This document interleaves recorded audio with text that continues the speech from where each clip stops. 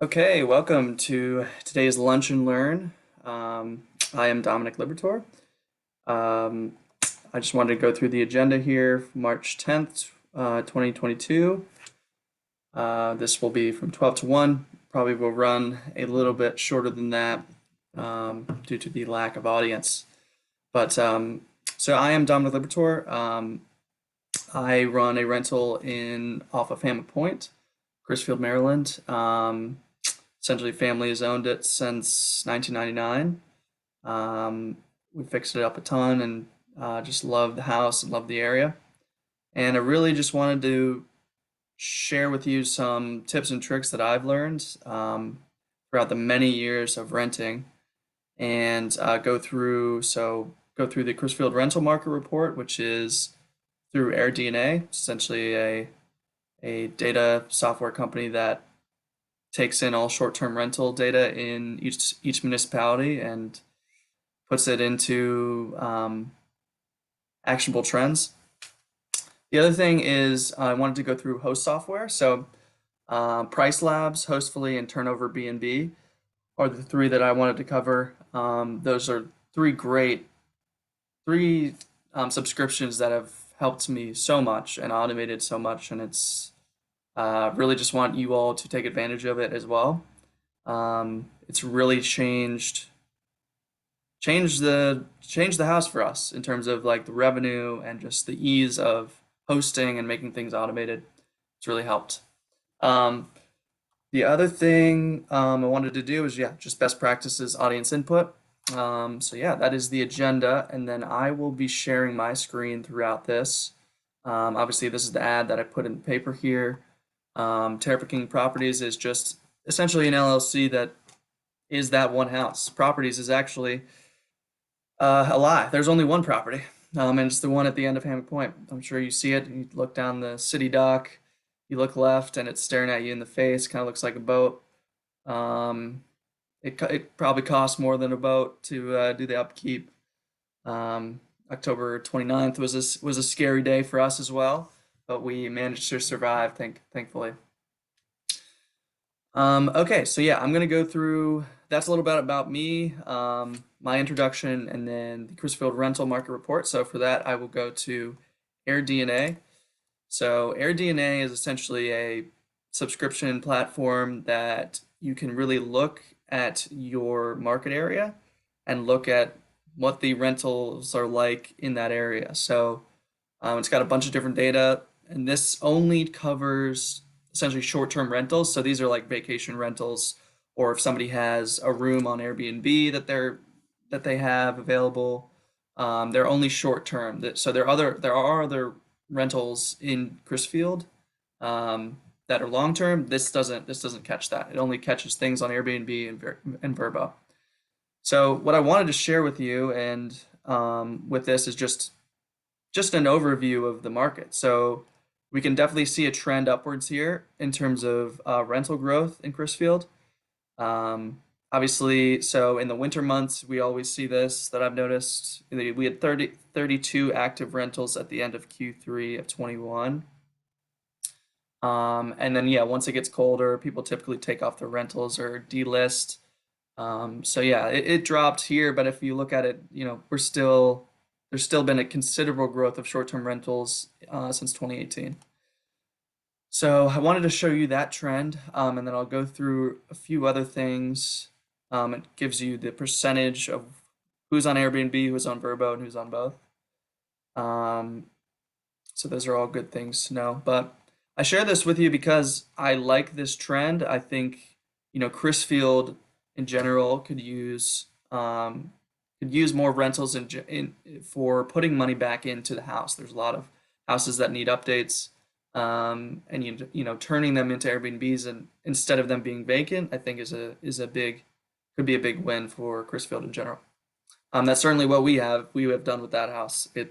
When we bought it, let's just say it was scary, and essentially we turned it into a rental, and all that money that we get from renting just goes right back into the house or right back into the pocket of contractor in Crisfield, um, or our housekeeper, or our grass cutter.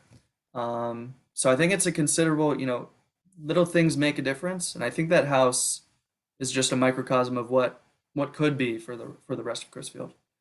Um, so anyway, let's go through a few other things on here. Um, yeah, historical occupancy rates. Obviously, in the summertime, you know, everything's occupied. Summertime is great for Crisfield. You can go through and see, obviously, we're down here right now, but still not as low as it was in 2019. It does drop considerably in the winter time. We've seen more winter rents in the past few years. COVID was honestly a blessing in disguise for us. Because people didn't want to go to hotels and they wanted Airbnbs. I think a lot you can see that in Airbnb and Verbo both have grown a lot over the pandemic. Definitely took a hit immediately, like right when it happened, because everyone was canceling everything, and then because of people not wanting to travel, not being on an airplane, a lot of vacation rentals are, hey, what's 3 hours for me? Oh, that looks good. Let's book that instead of going to Florida or some of the other, coastal states. Okay, let's go through the rates. So yeah, the average daily rate has raised considerably. You can see in 2019, very low. And it's just, there's this trend upwards. And I know I've seen this with myself, and we'll go through a software called PriceLabs. That is great for determining what price you need to set your Airbnb at.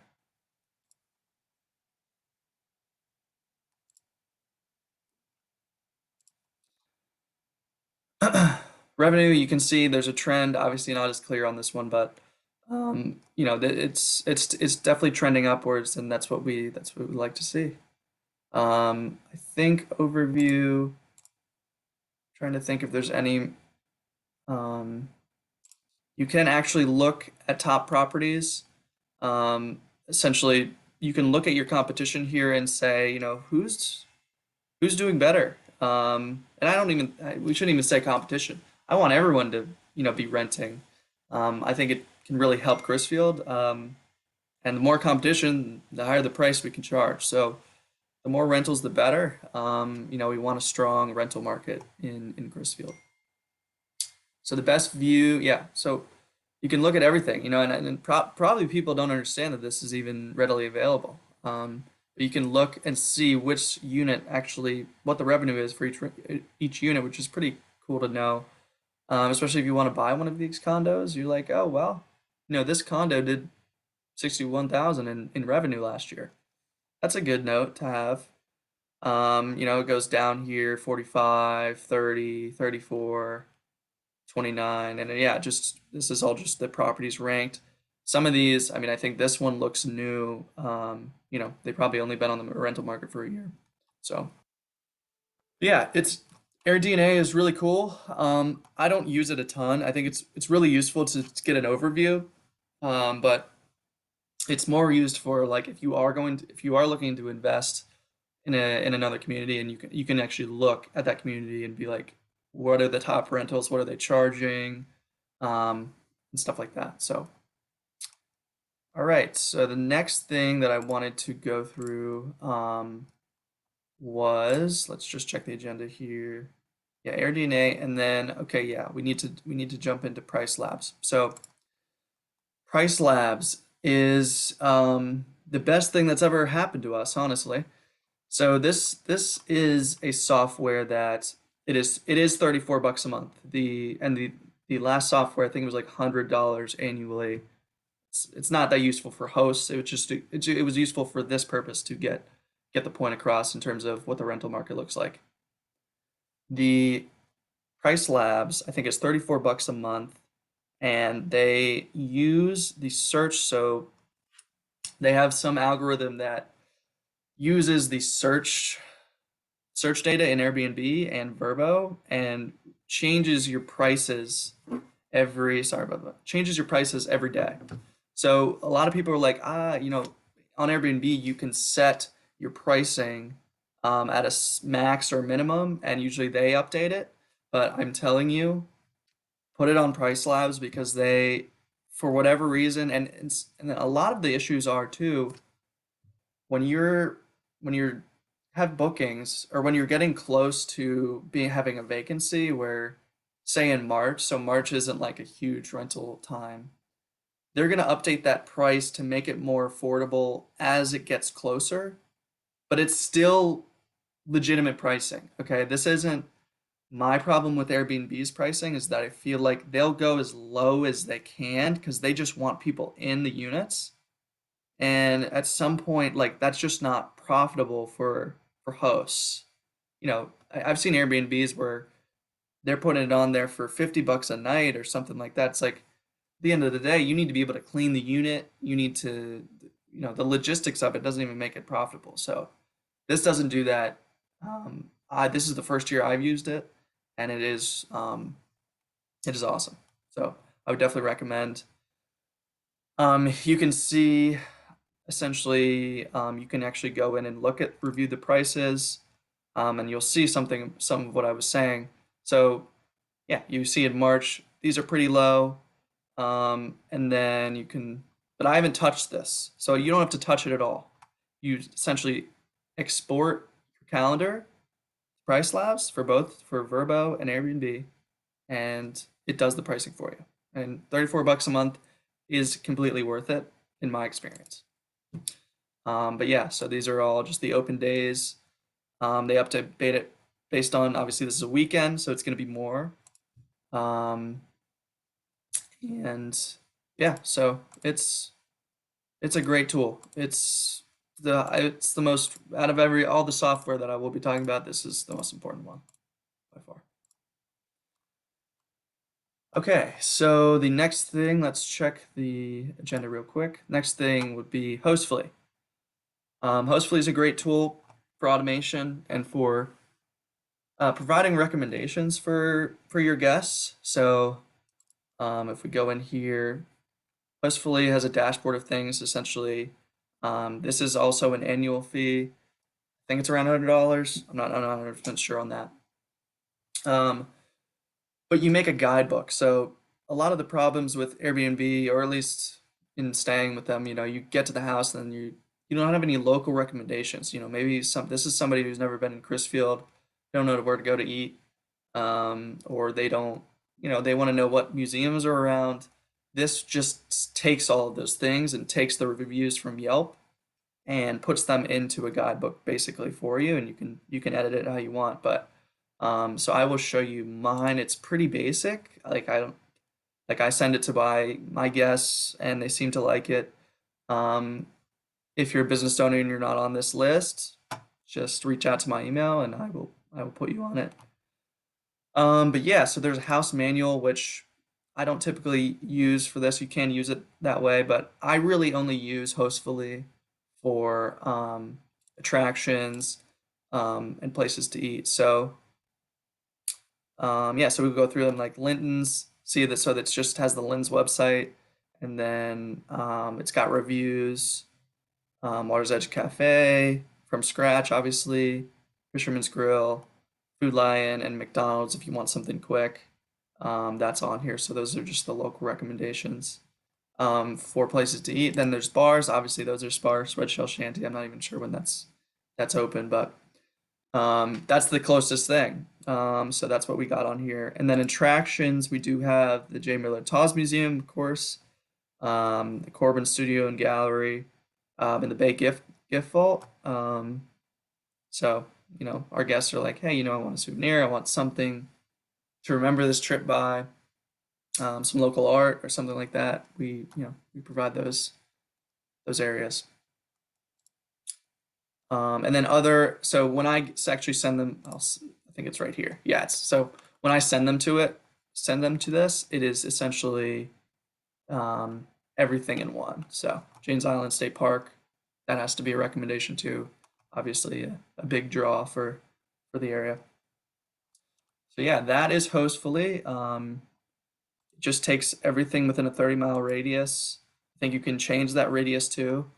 But yeah, that's the recommendations.